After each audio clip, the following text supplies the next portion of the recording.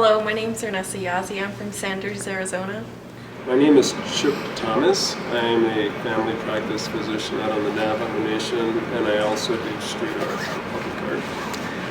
How has your life been impacted by uranium mining?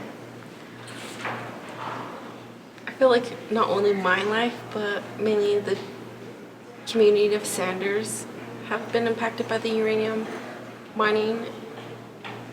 Is the contamination of the water. Many people use the water for necessities such as taking showers, washing the dishes. Some of them even drink the water, but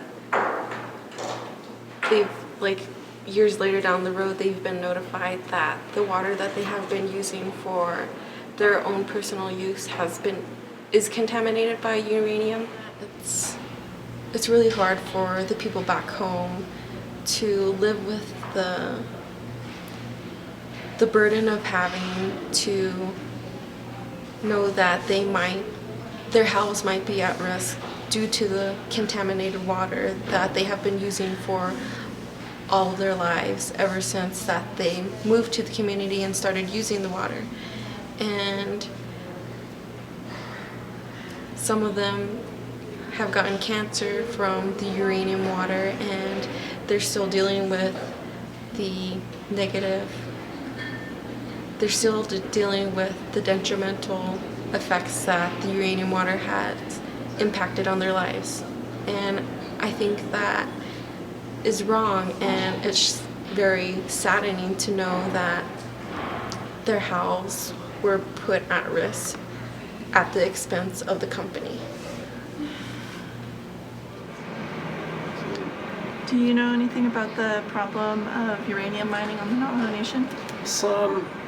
I have worked in the clinic where I am now for 29 years. It'll be 29 years in July.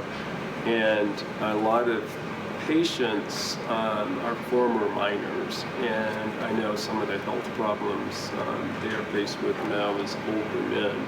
I also know there was a New York Times article that came out a couple of years ago that gave a reference to the over 500 abandoned, uncapped mines that are contaminating the land, soil, animals, and people out on the res. And I just had a conversation actually maybe 3 to 4 weeks ago with people from the EPA who are involved in cleaning up the mines out on the reservation. And So the contamination of the water, it's really been detrimental to people's health. I know that a majority of the residents from Sanders have cancer, and my question and curiosity is that if the uranium contamination has been a factor in their health.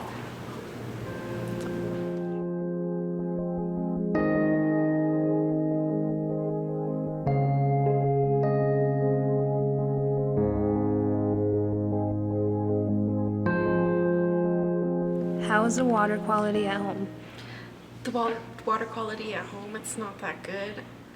People are told not to use the water, but it's the only source that we have.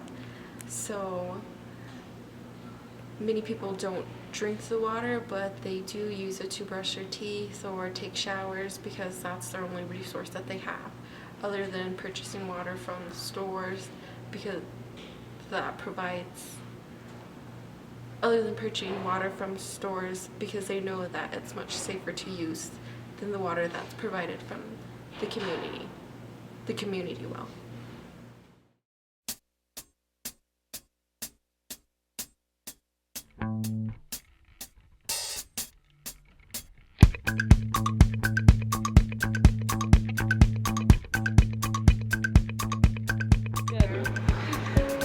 Why do you think art is important in addressing topics like this? I think, that's a really good question. There is a guy actually in the science department here whose name I can't think of, Stefan, but he had me talk to his class, and he, as a scientist, we were talking about how important it is for art to make concepts accessible, to find that universal language that I referenced in my talk, so that people are able to identify with the art, but also, in some way learn something or think differently about a situation based on the art, or having been inspired by the art. So I think, art can make some concepts more accessible, but not just that. It can touch people, deeply on a soul level as well, on an emotional level. Give a message to the public on why uranium mining is bad, what would it be?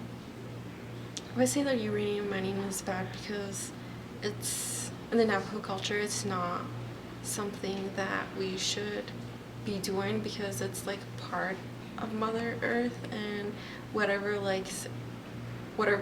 in the earth, we shouldn't be using it to our advantage or neglecting it. I think that uranium is neglecting nature, and that it's harming the lives of people, especially in the Sanders community, who are unaware of how contaminated their water is. And it's really contradicting the Navajo way of life of living in harmony, because people can't live in harmony if their water is contaminated. And the Navajos believe that water is life, so it's really heartbreaking to see how uranium affects their way of life. So if we're contaminating the land with uranium, ultimately we're contaminating, as I said, the water, the animals, the sheep, the cows, the goats, and people. So